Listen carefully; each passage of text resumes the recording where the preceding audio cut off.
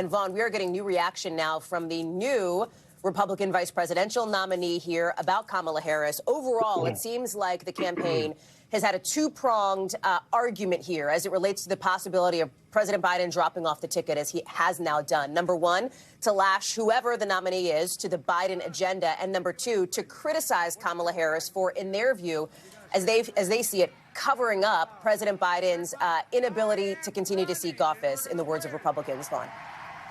Right, and all this is happening at the same time that J.D. Vance and Donald Trump literally had their first joint rally on the campaign trail together less than 24 hours ago in Grand Rapids, Michigan, coming out of the convention with really a united front. And J.D. Vance, I want to let you look at the statement that he just released, now the formal vice presidential nominee for the Republican Party, in which he writes in part that, quote, Joe Biden has been the worst president in my lifetime, and Kamala Harris has been right there with him every step of the way.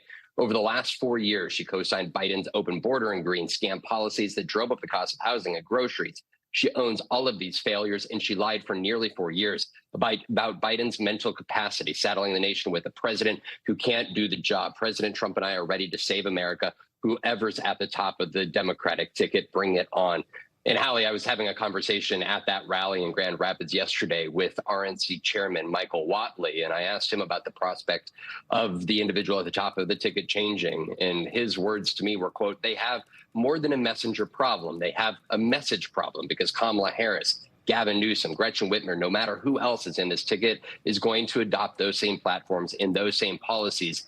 And they're out of step with the American people. I can tell you, Hallie, that yesterday at that Michigan rally and coming directly from Milwaukee at the convention where you were at as well, this is a Republican Party that is, almost in a way finds itself in a place of believing it is all but inevitable that Donald Trump is going to win the general election on November 5th. Talking to supporters of the former president at that rally yesterday, there is a confidence that this is hardly a matchup at this point, with Joe Biden at the top of the ticket. And polling just in Michigan, as an example, yesterday, coming out this morning, that showed Donald Trump taking a 7-point lead in the battleground Midwestern state. And in each of the battleground states, he had opened up such margins that it was difficult for the Biden campaign to see how they were going to be able to change the trajectory. And I was talking with a senior advisor to Donald Trump at that rally yesterday, who told me that they've done internal polling, and some polls showed if Kamala Harris was at the top of the ticket, that she was outperforming Joe Biden by a point or two, but other internal polls, depending where they were looking,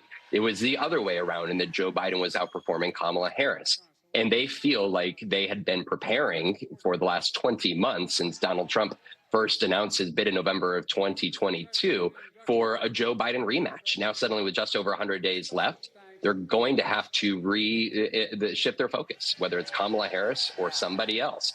Thanks for watching. Stay updated about breaking news and top stories on the NBC News app, or follow us on social media.